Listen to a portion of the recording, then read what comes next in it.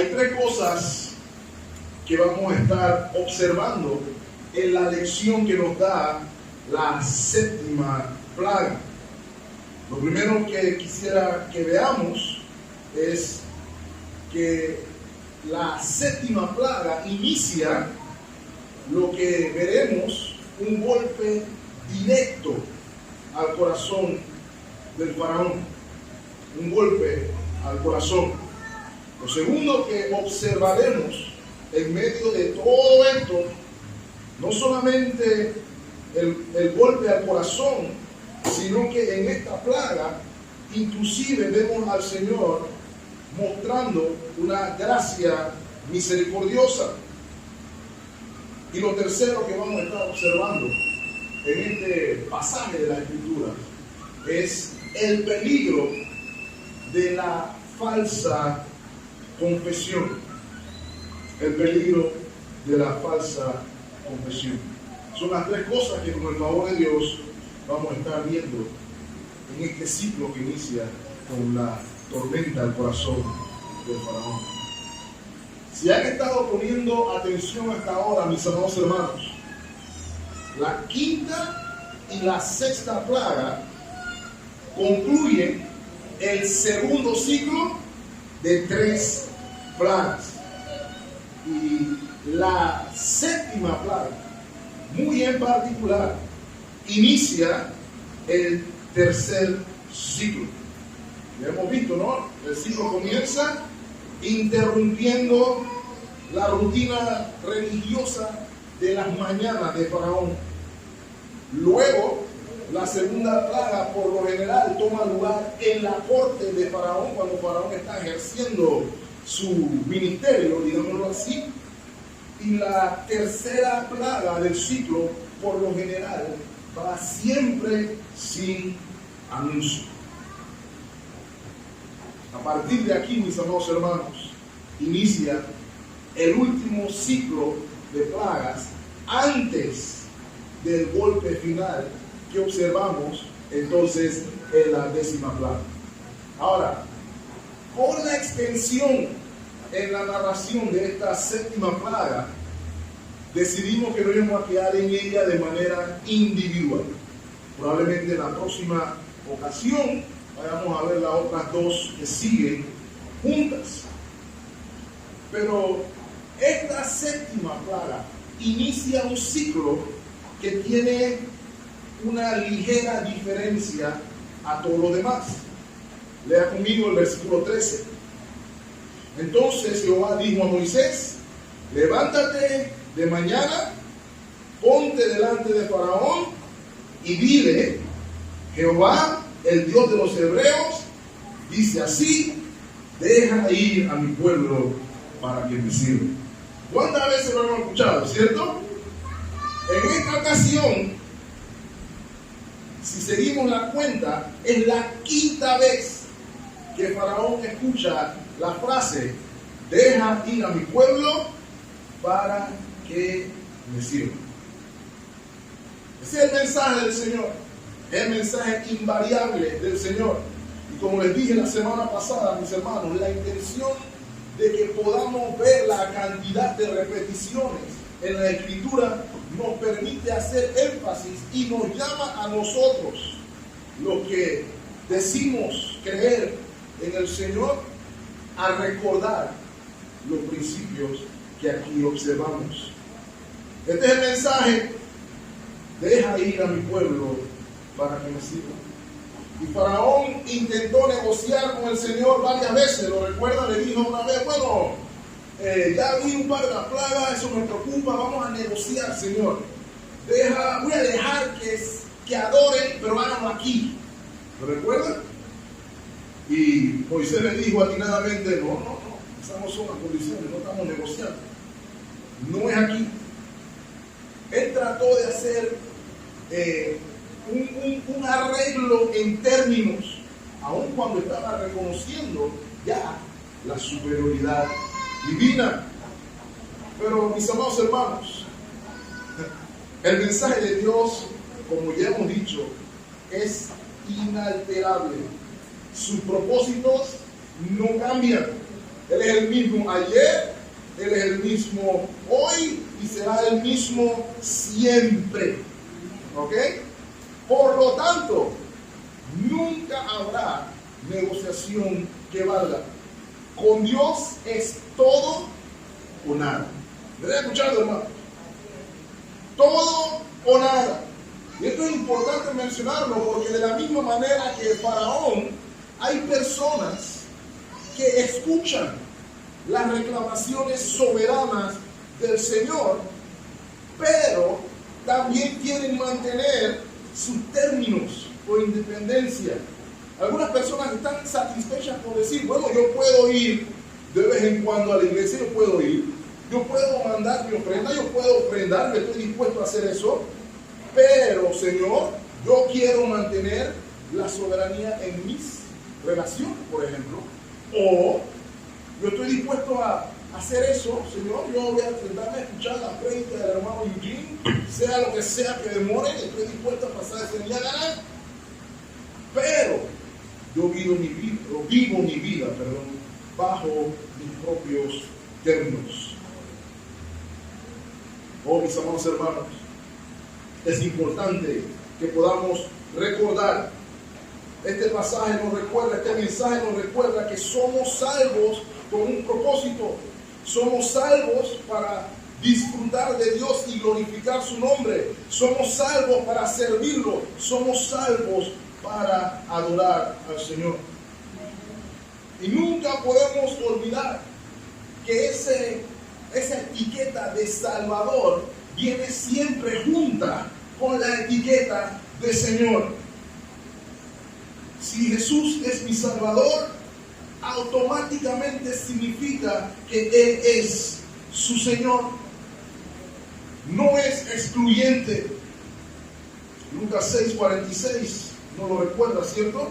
La pregunta del Señor resuena en nuestros oídos. ¿Por qué me llamáis Señor, Señor, y no hacéis lo que yo digo? Esa es la primicia. Faraón estaba dispuesto a negociar, pero no estaba dispuesto a obedecer. Su corazón se encontraba endurecido.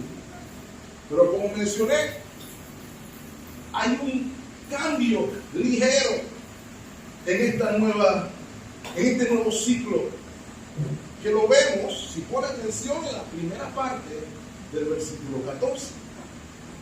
¿Okay? Se le da el mensaje, pero note lo que dice el versículo 14. Porque yo enviaré esta vez todas mis plagas, ¿a dónde? A tu corazón, sobre tus siervos y sobre tu pueblo. Inmediatamente tenemos que hacernos la pregunta, mis amados hermanos, ¿a qué se refiere el Señor cuando dice, voy a enviar las plagas al corazón del faraón? Algunas versiones quitan la palabra corazón y ponen, voy a enviar las plagas sobre ti. Porque si se dan cuenta, hermanos, ya el Señor viene enviando 6 plagas sobre él y sobre los egipcios. ¿A qué se refiere el Señor cuando dice al corazón? En el caso específico del faraón, hermanos míos, el corazón era considerado especialmente importante.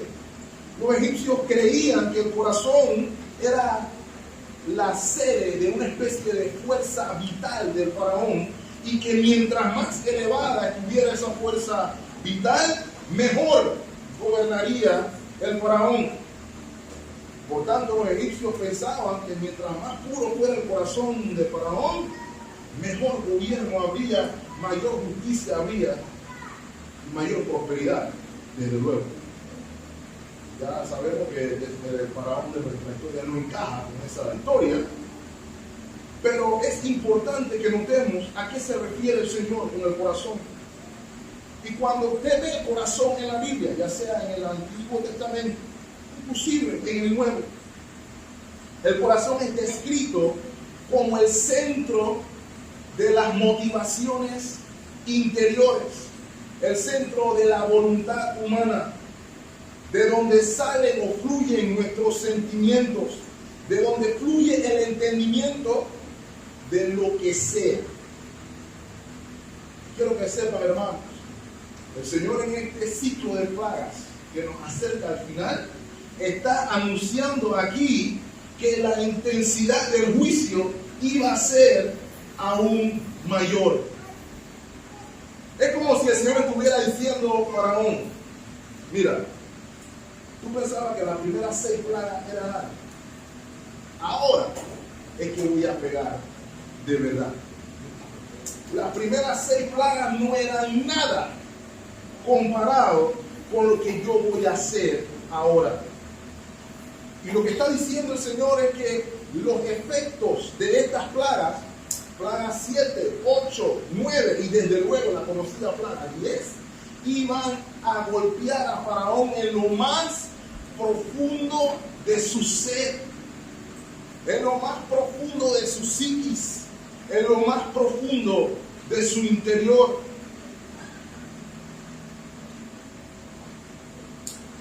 Finalmente, la 10ª plaga ya no va a aguantar más. Eso lo vamos a ver. Pero quiero que noten algo, hermanos.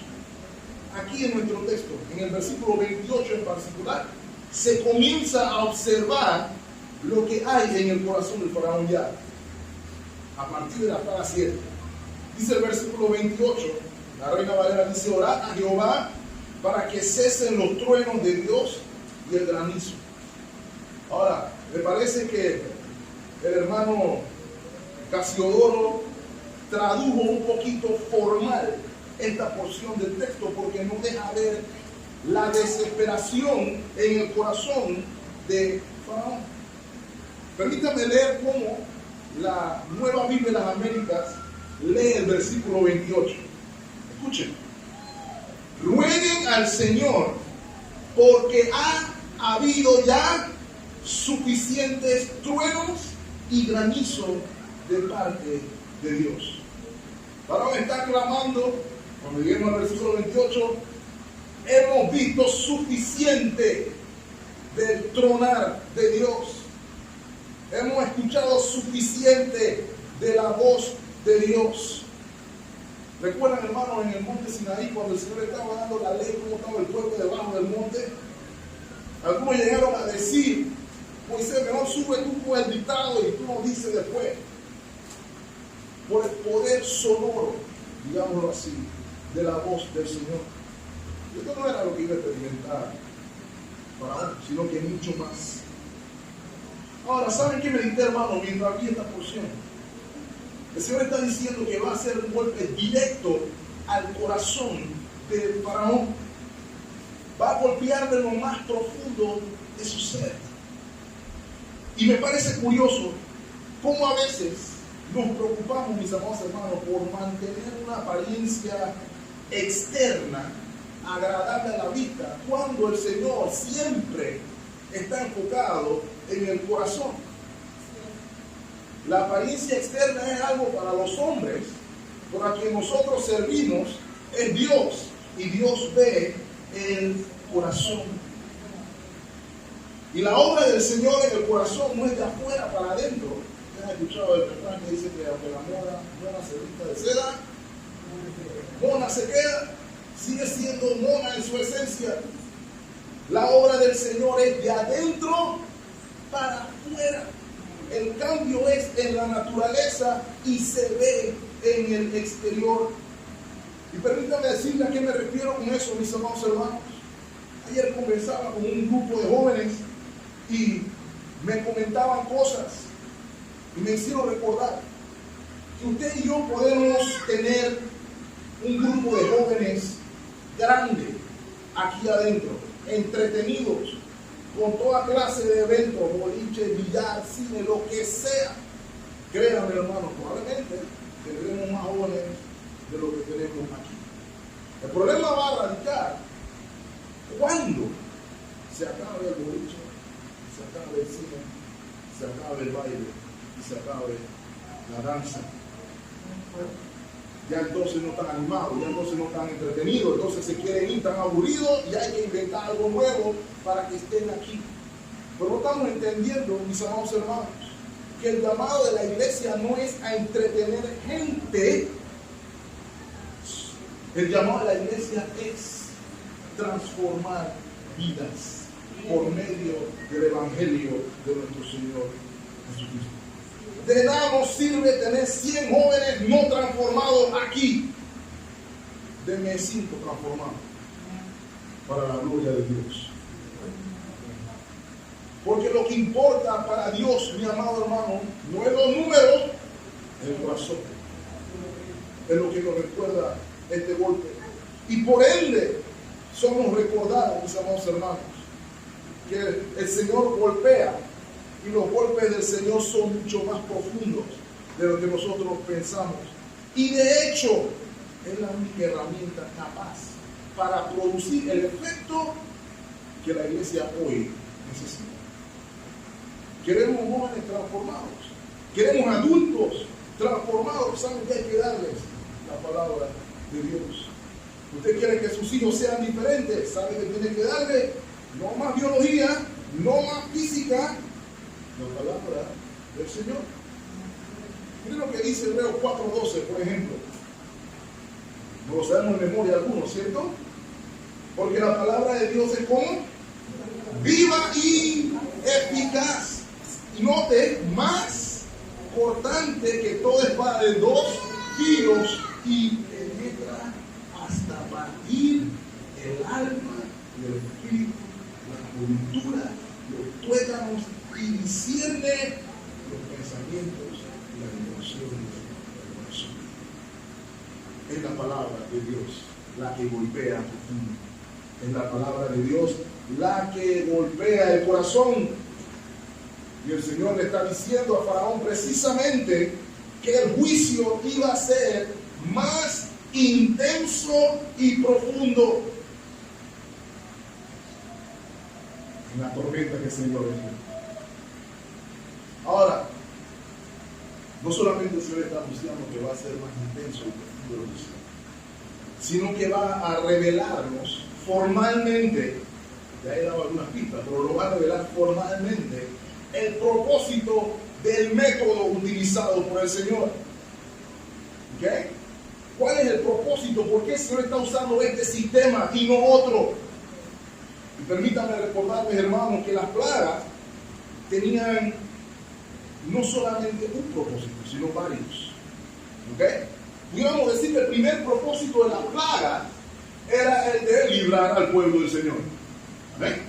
A través de la mano extendida del Señor, el pueblo de Israel iba a ser libertado de la esclavitud y el oprobio al cual estaba sujeto por Faraón.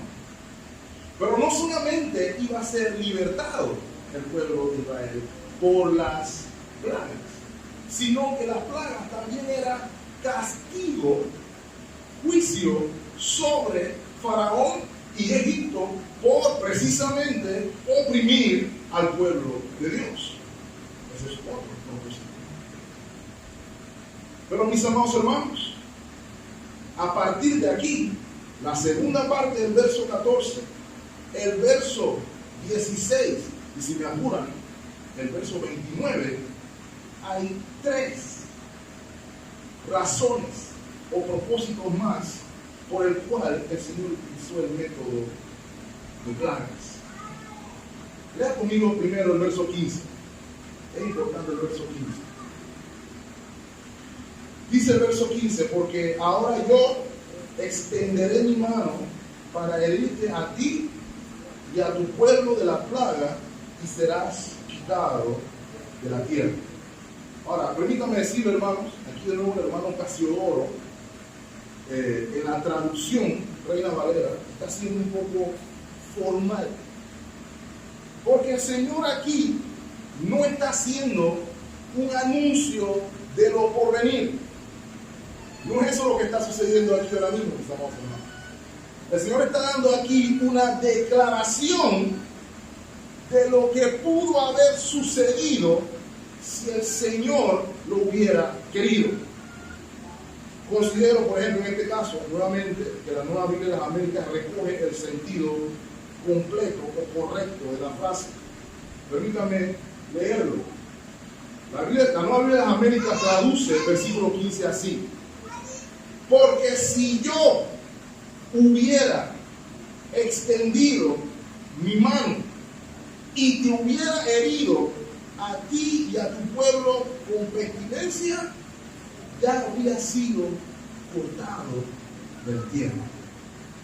En otras palabras, ¿sabes lo que está diciendo el Señor aquí? Si yo hubiera querido, los israelitas a esta altura estarían libres y tú estarías muerto ya. ¿Ok? Pero el Señor tenía otros propósitos. Y ya les he dicho, mis amados hermanos, que nuestro Dios no es un Dios caprichoso. Él todo lo obra con un propósito conforme al santo decreto establecido por él delante de la creación. Dios no está aburrido. Dios no voy a hacer hoy. Voy a tirar una plaga aquí, nada más requisito. El Señor obra con propósito. ¿Saben qué hay que recordar? Lo dijimos desde el principio de la serie. Faraón se consideraba Señor. Faraón se consideraba Dios. Faraón se consideraba divino. No solamente él se consideraba divino, sino que el pueblo egipcio lo consideraba así también. Por ende, el primer propósito en estas plagas, y específicamente la intensificación, es precisamente mostrar quién es Señor. Miren lo que dice la segunda parte del versículo 14. Para que entiendas que no hay otro como yo en toda la tierra. Corto y conciso. ¿Okay? El Señor tenía el propósito de mostrar su soberana omnipotencia. Él estaba dispuesto a mostrarle al faraón que él y Dios no estaban al mismo nivel. ¿Sabe cómo sabemos que Faraón se consideraba al mismo nivel? Mire el versículo 17, adelántese un poquito. Miren la pregunta que hace el Señor a Faraón. ¿Todavía te ensoberbeces contra mi pueblo para no dejarlos ir? Tratar de ejercer soberanía sobre el pueblo de Dios, procurar derechos que le correspondían solamente al Señor, es ponerse a su nivel. Ensoberbecerse sobre el pueblo era decir: yo soy el Señor de tu pueblo, ese pueblo es tuyo, ese pueblo es mío. Recuerden también la palabra de Faraón, capítulo 5, versículo 2, cuando le escucha por primera vez la frase: deja ir a mi pueblo. La respuesta fue: ¿y quién es Jehová? ¿Quién es ese Señor? ¿Tú no sabes quién soy yo? Yo soy Faraón. Bueno, ya vemos que 6 plagas después, Faraón está comenzando a saber quién es. Faraón tuvo un curso teológico avanzado, intensivo, si pudiéramos decirlo así. Y el Señor le está diciendo: lo que conociste de mí en las primeras 6 plagas no se compara con lo que vas a conocer en las otras 6. Ahora vas a conocer que no hay nadie como el Señor. Le pregunto a la iglesia: ¿sabe usted? ¿Entiende usted que no hay nadie como el Señor? Los israelitas tuvieron que comprenderlo, mis amados hermanos. Podemos adelantarlo. Luego de la 10ª plaga, Éxodo 15, versículo 11. No sabemos el canto, ¿verdad? ¿Quién como tú, oh Jehová, entre los dioses? ¿Quién como tú, magnífico en santidad, terrible en maravillas, hazañas y hacedor de prodigios? El Señor quería mostrar primeramente a Faraón: no hay nadie como él. Su pueblo también tenía que saberlo: no hay nadie como el Señor. El segundo propósito lo vemos en el versículo 16. Acompáñenme ahí. Y a la verdad, yo te he puesto para qué cosa? Mostrar en ti mi poder y para que mi nombre sea anunciado en toda la tierra. Segundo propósito, la segunda razón por la que se utilizaron este sistema de plagas era para que el nombre del Señor fuera conocido. La gloria de su nombre sea conocida en toda la tierra. Dice la Escritura, será llena la tierra de la gloria del Señor. Y aunque no lo crean, las plagas tenían, mis hermanos un propósito misionero. Tenían el propósito de dar a conocer el nombre del Señor hasta lo último de la tierra.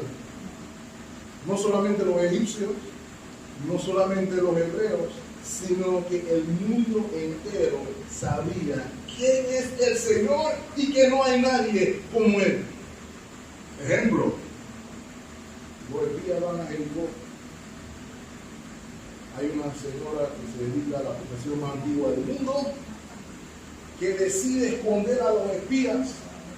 Y la razón por la que esconde a los espías es porque escuchó de las obras del Señor en Egipto. No solamente escuchó, sino que creyó en el Dios que libró a los egipcios. Otro ejemplo, Josué 9:9. ¿Se acuerdan de los gabonitas? Los gabonitas escucharon que los hijos de Israel andaban por ahí y ellos no querían tener ningún problema con los hijos de Israel. ¿Por qué no? Bueno, Josué 9:9. Y ellos respondieron, tus siervos han venido de tierra muy lejana. ¿Por qué cosa, hermano? Por causa del nombre de Jehová tu Dios, porque hemos oído su fama y todo lo que hizo, ¿dónde? Los propósitos del Señor se cumplen y son inalterables. El mundo iba a conocer que solamente hay un Dios. Los filisteos, en una ocasión, fue leer en casa 1 Samuel, se enteraron que el arca del pacto estaba allí y entraron en pánico.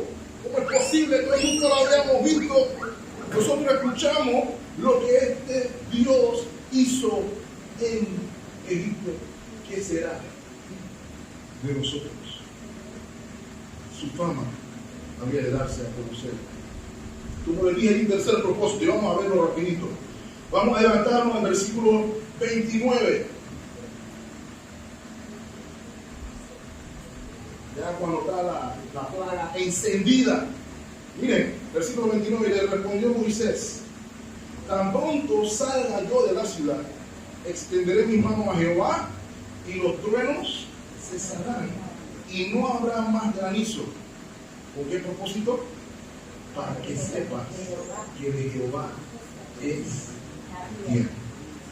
¿Cierto? De Jehová es la tierra, y su plenitud, el mundo, y los que en él habitan, creyentes o no creyentes, todos le pertenecen al Creador. Y el tercer propósito es precisamente mostrar que Él gobierna toda la creación. Todas y cada una de las plagas demuestran de una manera sobrenatural el gobierno de Dios sobre su creación. Y ratifican que el mundo entero del Padre no es para abajo. A veces decimos, no, el mundo es mi campo. Personas dicen, todo esto me pertenece. Los que somos terratenientes, sabemos que tengo 500 hectáreas de tierra. Nuestros diputados son todos terratenientes, parece. No obstante, mis amados hermanos, hay un solo dueño soberano de todo, y ese es el Señor. ¿Y cómo lo sabemos? ¿Cómo lo ratifica en su propósito? El Señor da la fecha y hora del inicio de la granizada y da la fecha y la hora de su fin. Eso es soberanía. Note, vuelva conmigo, versículo 18. 9:18. El Señor le dice por medio de Moisés a Faraón: he aquí, mañana a esta hora yo haré llover granizo muy pesado, el cual nunca hubo en Egipto desde el día que se fundó hasta ahora. Quiero decir una idea, hermano, esa palabra que dice ahí, granizo, es muy pesado, muy interesante, porque está describiendo, así como tu corazón está pesado, así de pesado viene el juicio. Lo que nunca en tu vida has visto. Ahora, hermanos, antes de avanzar, quiero que sepan algo. Saben que el Señor sigue haciendo lo mismo hoy. Los propósitos del Señor no han variado. El Señor sigue mostrando su omnipotente sabiduría. Es Él el que sigue poniendo y quitando reyes como quiere. El Señor sigue mostrando de igual manera que su fama se extenderá hasta lo último de la tierra, y también sigue demostrando que Él gobierna su creación. Cada vez que usted ve alguno de estos desastres naturales donde todo el mundo queda, ¿qué vamos a hacer? Dios sigue demostrando: yo soy el Todopoderoso. Ustedes pueden decir que van a llegar a la Luna, pueden decir que van a llegar a Marte, pero usted va a llegar a la Luna y a Marte si yo se lo permito. ¿Okay? Él lo sigue haciendo hoy.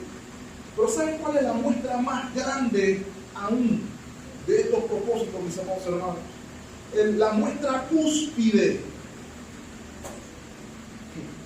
Cristo Jesús. ¿Saben por qué? En la victoria, en la cruz de Calvario y en la resurrección, Dios se mostró como omnipotentemente soberano. Ni la muerte lo pudo detener. En la victoria de nuestro Señor Jesucristo, piénselo, mi amado hermano, el Señor se mostró como soberano sobre su creación. El Señor ya había dicho: derriben este templo y en 3 días lo voy a reedificar. El Señor nos dijo: en algún día yo voy a resucitar, ¿cierto? 3 días. Eso nada más lo puede hacer soberano. Yo puedo decirle a usted, hermano, mañana yo voy a su casa y voy a hacer una barbacoa. Pues ¿sabe qué? Yo puedo meter allá el carro no arranca. O el carro arranca, pero se me platea. O voy en el camino, pero me choco. ¿Okay? Yo le puedo decir a usted que yo voy a hacer muchas cosas, solamente el que es verdaderamente soberano declara lo que será desde el principio o desde antes. ¿Sabe qué más nos enseña la cruz de Cristo? Dice nuestro hermano: proclama la fama del Señor hasta la tierra. Los propósitos del Señor no han cambiado. Que es lo segundo que vemos aquí, mis amados hermanos. Es interesante que en el Antiguo Testamento, el libro que todo el mundo acusa de que el Dios del Antiguo Testamento siempre está bravo y está con ganas de matar gente y siempre es agresivo, un opresor. La Biblia nos muestra una y otra vez que nuestro Dios es el mismo y que siempre es tardo para ira y grande en misericordia, no solamente para con su pueblo, sino también para los que no son su pueblo. Y esta es una evidencia.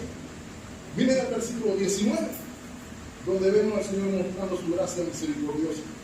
Envía pues a recoger tu ganado y todo lo que tienes en el campo, para que todo hombre o animal que se halla en el campo y no sea recogido a casa, el granizo caerá sobre él y morirá.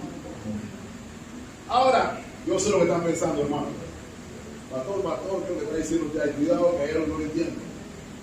Usted nos dijo la semana pasada que en la plaga anterior murió el ganado. ¿Cómo que ahora aquí hay ganado? ¿Ok? Sé que algunos lo estaban pensando. Y es lo que parece decir el texto, ¿cierto? Pero hay una respuesta, mis amados hermanos. El Señor no se está contradiciendo y el Señor no está mintiendo. ¿Okay? Y cuando el Señor aquí nos está diciendo, o cuando nos dijo en la semana pasada, el texto que leímos la semana pasada, que todo el ganado de los egipcios murió, no debíamos tomarlo en el sentido absoluto del término, sino en el sentido que utilizaron las personas de la época. ¿Okay?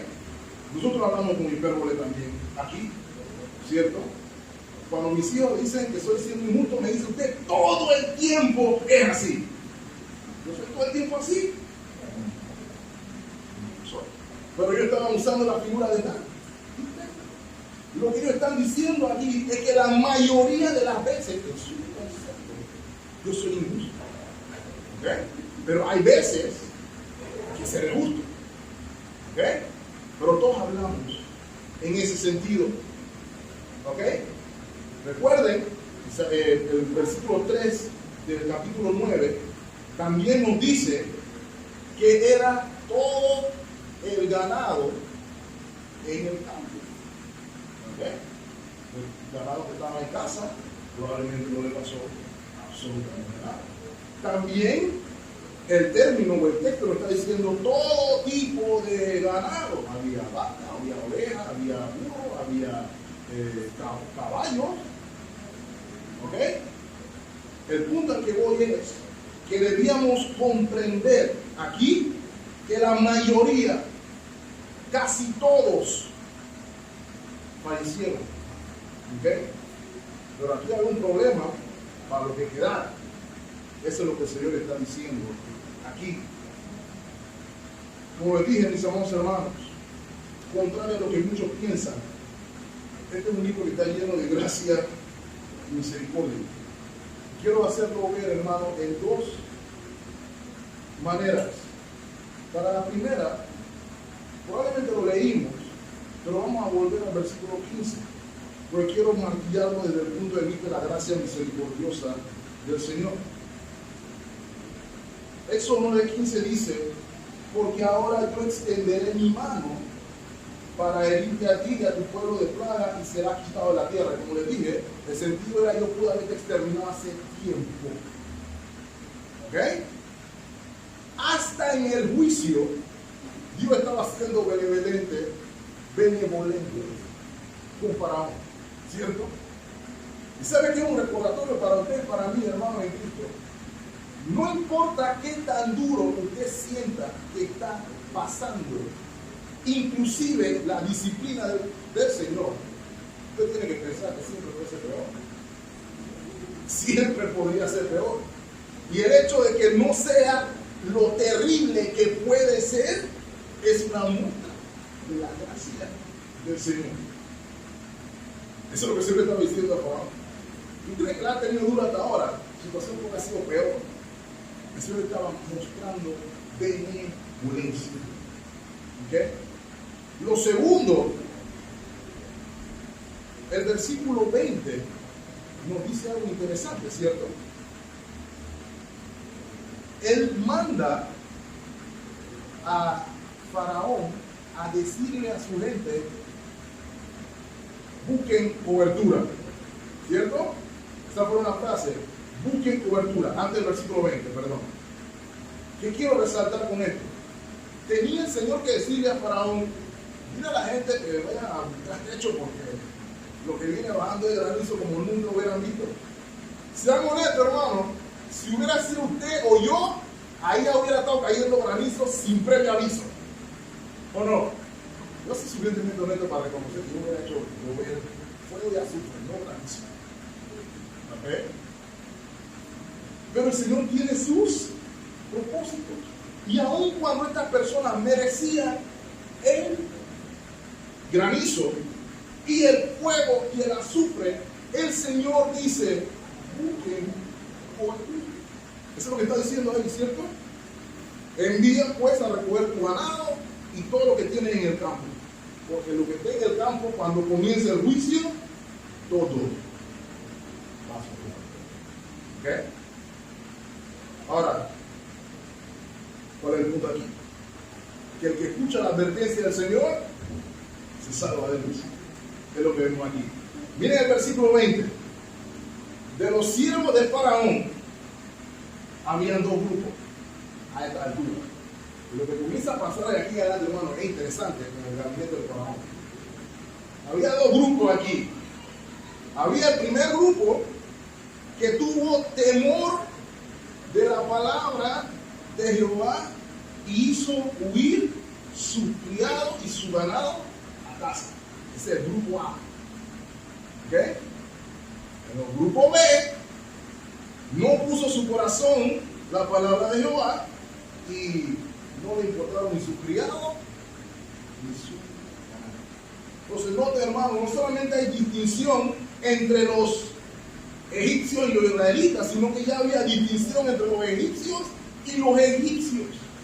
Solamente quiero recordar, hermano, no estoy diciendo ahora que todos estos que hicieron caso se convirtieron, pero ya les comenté, hermano, que cuando los israelitas llegan a la tierra prometida o salen de Egipto, no solamente salen hebreos, sino que hay egipcios que dijeron: no, ustedes, yo verdadero, así yo me voy por aquí. Pero pues que no todos hayan llegado a ese punto. Sobre eso es un momento. El grupo B decía: bueno, pero si todavía no hemos orado a Shu. Shu era el dios egipcio de la atmósfera, del aire. ¿Okay? Lo representaba un hombre que llevaba una pluma en la cabeza y él representaba el aire. Él es el dios del aire, así que no va a permitir que lo caiga ni una pepita. Otros dijeron: no, Shu no, vamos con Nut. Nut es la diosa del cielo, esa sí nos va a proteger. Ya nos fallaron todos los dioses del agua, nos fallaron los dioses de la tierra, pero los dioses del cielo no nos van a fallar. Ese era el análisis, ¿cierto? Por la realidad que conocemos, los dioses de acá, porque cayó el granizo. Ya vimos como nunca antes se había visto. ¿Saben qué fue lo que hicieron nosotros? Lo que hicieron diferente. Ellos dijeron: bueno, mira, la lógica de los números no cuadra. Hasta ahora, hemos estado aquí ya 6 veces. Y las 6 veces que ese señor llega aquí y dice que va a pasar algo, pasa. Y cada vez que el Señor llega aquí y dice que va a pasar el día y la hora, canal, emisora, momento, pasa. Así que yo no sé, Faraón será Faraón, pero yo voy a cubrir lo mío por acá.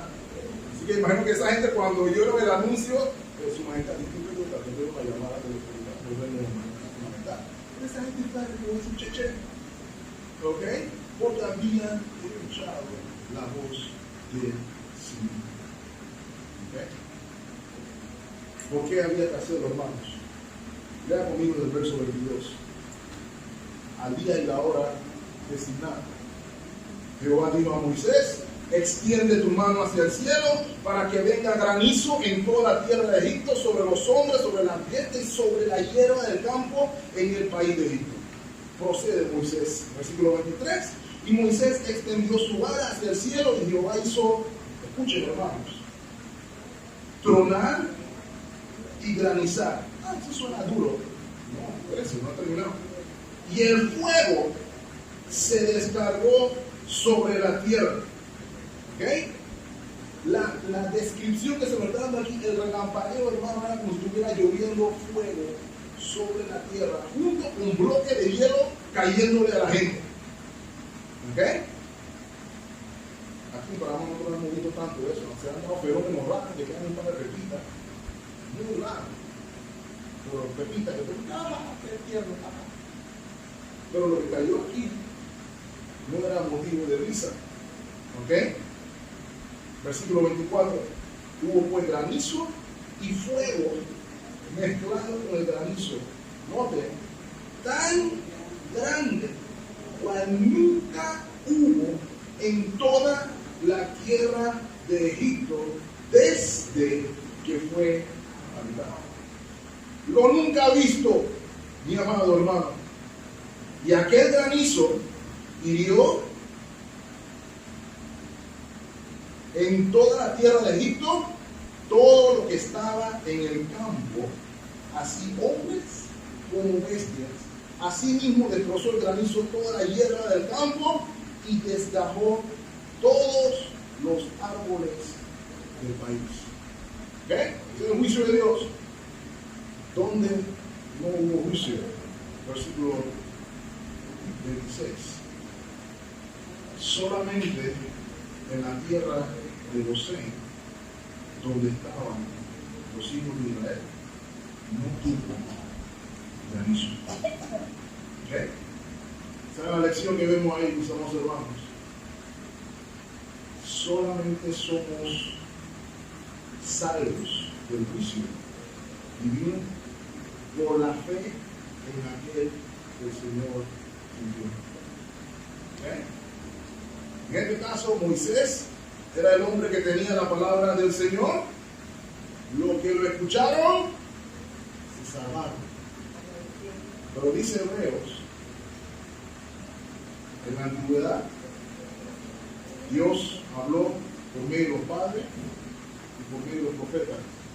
¿Cómo habla en los últimos días, mis hermanos? Por medio del Hijo.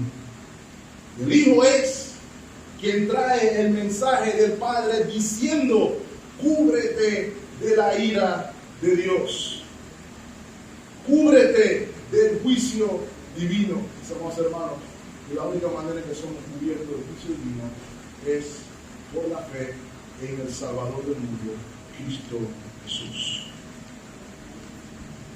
Los que escucharon a Moisés no tuvieron pérdida, y los que escuchan al Señor, mis amados hermanos, no tendrá pérdida. Ninguno que corra al Señor será avergonzado. Espero que lo veamos en el corazón, mis amados hermanos.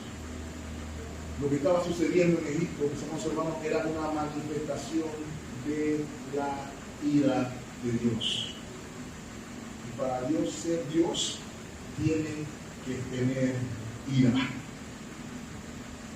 Es una respuesta normal a la santidad de Dios. Cuando pensamos muchas veces que Dios es el Señor bonachón que está en el cielo, que nunca se pone bravo y siempre está sonriendo, tenemos un ídolo en nuestras mentes. Cuando pensamos que podemos vivir como queramos y que Dios está ahí en el cielo y que dale pelado, sigue, yo te amo por siempre, mira como tú quieras, tenemos una percepción errada de quién es Dios. ¿Ok? Si Dios no fuera así, créame hermano, no hubiera Sodoma, no hubiera diluvio y no hubiera 10 plagas. Pero nunca lo olviden, mi amado hermano, tengo que recordarlo porque vivimos en una cultura donde Dios es otra cosa. Dios es santo. Él es santo. Y la no santidad le molesta. Solamente cubiertos con la justicia de Cristo somos salvos de la ira de Dios. No se puede predicar el evangelio, hermanos, si no se habla de la ira de Dios, porque precisamente estamos siendo salvos de la ira de Dios. Los que escucharon se salvaron. ¿Has escuchado la voz del Señor? Si lo has escuchado, gloria a Dios. Pero si lo sigues ignorando, sepa usted, mi amado hermano, que así como el grupo B, vamos a sufrir ruina.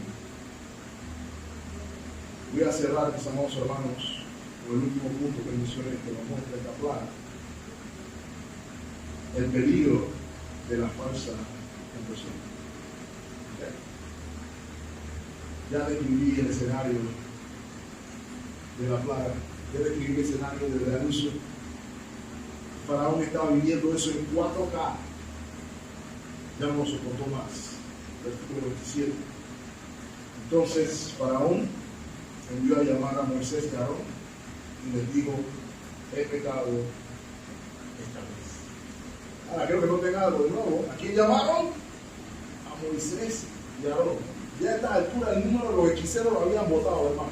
Ya no había nada que hacer con esta gente. A ninguno lo llamaron. Creo que estamos teniendo un problema con el servicio. ¿Qué puede hacer al respecto? Nada. Llamaron a Moisés y a Aarón. ¿Por qué? Porque claro, esto es obra de Dios. Esto es la mano de Dios. Pero noten la confesión de Faraón: he pecado esta vez. Esta vez. Esta vez. Qué interesante, ¿no?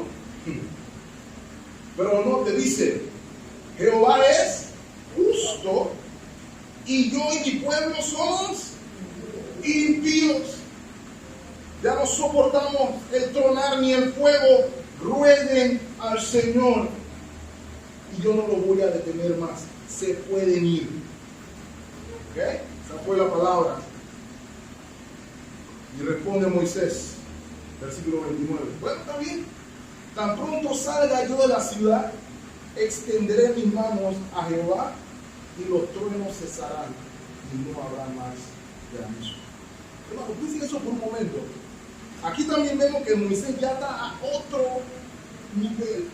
No es el mismo Moisés del capítulo 4, no es el mismo Moisés del capítulo 5. Moisés está haciendo lo que Dios lo llamó a hacer por la fe. Yo me estoy imaginando a ese señor salir de la presencia de Faraón. Está cayendo granizo por todos lados y él está ahí que no le cae nada de él. Yo voy a salir y cuando yo salga, en un pueblo no va adentro, hermano. Piénselo por un momento. Él no pudo lograr adentro de los recintos y salir cuando ya no estuviera cayendo nada. Sí. Él dice: yo voy a salir. Y cuando yo salga, yo voy a extender mi mano. Hermano, ¿no escucharon lo que yo describí que estaba sucediendo ahí? Moisés salió y levantó la mano: Señor, ya, él te escuchó. Y dejó de caer el piso. Ahora, él le dice, versículo 29, y los truenos cesarán y no habrá más granizo, para que sepa que de Jehová es esta tierra. Versículo 30. Pero yo sé que ni tú ni tus siervos temeréis todavía la presencia de Jehová. ¿Estaba haciendo el Faraón engañoso al decir que ya no soportaba los truenos y los relámpagos? ¿Saben algo, hermanos? Usted puede reconocer su maldad. Usted se puede sentir hasta mal por su maldad. Usted puede hasta llorar por su maldad. Pero sentirnos mal, llorar, no significa arrepentimiento. Voy a repetirlo. Yo me puedo sentir mal de que hice algo mal. Yo puedo sentir remordimiento de que actué mal. Me puede causar dolor, inclusive mi acción, lágrimas. ¿Cómo es posible que yo hiciera esto? Por eso no quiere decir arrepentimiento. ¿Saben por qué, mis amados hermanos? El verdadero arrepentimiento implica un cambio de mente que incluye un giro de 180 grados. El arrepentimiento implica apartarse del mal. Y yo puedo decir que me siento mal y no me aparto del mal. Y yo puedo decir que me duele una y otra vez y no me aparto del mal. Y la situación de Faraón era esa. Tan endurecido estaba su corazón que no buscó apartarse del mal. Mire, hermano, la confesión fue hasta falsa. Esta vez he pecado. No esta vez, hermano. Pecaste de que naciste hasta aquí. Y así nos notificamos delante de Señor. Señor, esta vez se me quitó. Esta vez. Hermano, el Señor conoce nuestros corazones. El Señor sabía lo que había ahí, pero su propósito se estaba cumpliendo. Así que ya sabemos que no era que Faraón estaba agarrando de combo al Señor y diga, lo engañé. Jamás se puede engañar al Señor. El Señor no puede ser burlado. ¿Okay? Eso va del lado del atributo de la divinidad. ¿Okay? No se puede burlar al que lo sabe todo. No se puede burlar al que lo ve todo. Usted no puede burlar ni todos los días y 2 veces el domingo, como dice un predicador. No la hemos se puede burlar. No se puede burlar. Conoce el corazón. ¿Okay? Versículo 31. El vino pues y la cebada fueron destrozados porque la cebada estaba ya espigada y el vino en caña. Mas el trigo y el centeno no fueron destrozados porque eran tardíos. ¿Okay? Y salido Moisés de la presencia de Faraón fuera de la ciudad, extendió su mano a Jehová y cesaron los truenos, el granizo y la lluvia, no cayó más sobre la tierra. Luego, Moisés salió y después que salió fue que hizo que se cesara de caer. Es importante también que noten algo, hermano, versículo 32. Ya nos está acercando a la celebración de la Pascua. Pascua que los judíos celebran todavía hasta el mes de abril, ¿okay? Que es la época donde se nos está anunciando aquí que tanto el centeno y el trigo que no fue destruido porque todavía no había brotado. Estaba sembrado, pero no estaba brotado. ¿Okay? Ahora, versículo 34. Y viendo Faraón que la lluvia había cesado y el granizo y los truenos, ¿qué hizo? Se obstinó en pecar y endurecieron su corazón. ¿Quiénes? Él y sus siervos. Y el corazón de Faraón se endureció y no debo oír a los hijos de Israel como Jehová lo había hecho por medio de Moisés. ¿Ven la evidencia ahí? ¿Se sentía mal? Sí. ¿No soportaba el trueno del Señor? Sí, no lo soportaba. Pero tan pronto consiguió aire. ¿Ok? ¿Por qué quiero cerrar? Mis amados hermanos. Esta plaga nos recuerda los propósitos divinos se cumplen. Esta plaga nos recuerda que nuestro Señor es glorificado en la misericordia y también glorificado en el juicio. Y también se nos informa, mis amados hermanos, que es cosa terrible caer en manos de Dios viviente. Permítanme leerles las palabras del hermano Charles Spurgeon con referencia al juicio divino y cuál debía ser la cara de Faraón, primordialmente ya en la 10ª plaga.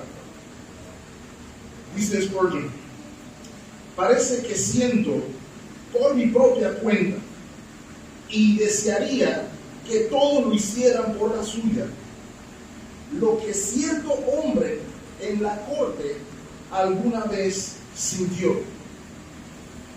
La sentencia estaba a punto de ser dada en su caso, o al menos pensó que el caso sería llamado de inmediato y se apresuró hacia su abogado y le dijo: ¿no queda nada por hacer? ¿Estás seguro? Porque si pierdo este caso, soy un hombre arruinado. Y su rostro estaba blanco de ansiedad. Continúa diciendo Spurgeon: y así es con usted. Debe hacerse la pregunta: ¿no queda nada por hacer? Porque si pierdo este caso en el tribunal de Dios, soy un hombre arruinado.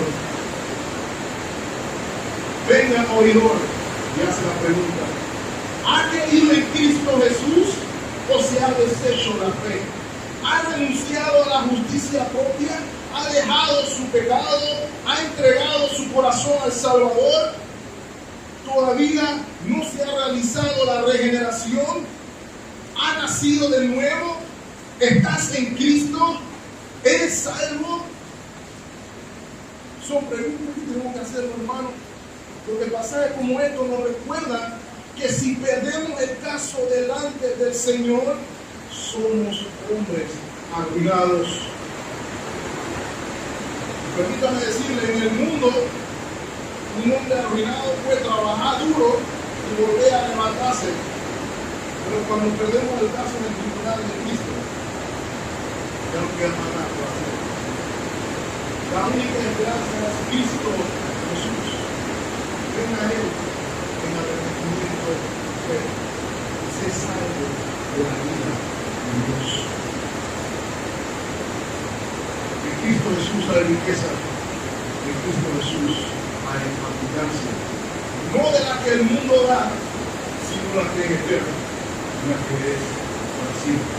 Señor nos permita meditar esta palabra. Nos bendiga en el nombre de nuestro Dios. Estemos orando. Amado Señor, gracias por tu palabra. Gracias por el tiempo que hemos podido compartir meditando en ella. Te pedimos, Señor, danos corazones dispuestos a escuchar tu voz. Danos corazones dispuestos a escuchar tu palabra. Danos la cobertura que proviene de obedecer tu voz. Que podamos rechazar aquellas voces que nos piden ignorar tu voz, ignorar tus reclamaciones santas y soberanas. Padre, que podamos decir de la misma manera que el Señor lo proclamó en su palabra, que tú eres Señor. No solamente queremos decirlo como un cliché, pero queremos que sea una realidad en nuestras vidas. Ayúdanos entonces a escuchar tu voz. No solamente escuchar tu voz, que podamos obedecer tu voz. Queremos no ser solamente oidores, sino que también queremos ser hacedores de tu santa palabra. En nuestra oración, todo esto lo pedimos en Cristo Jesús, nuestro Señor. Y el pueblo de Dios dice: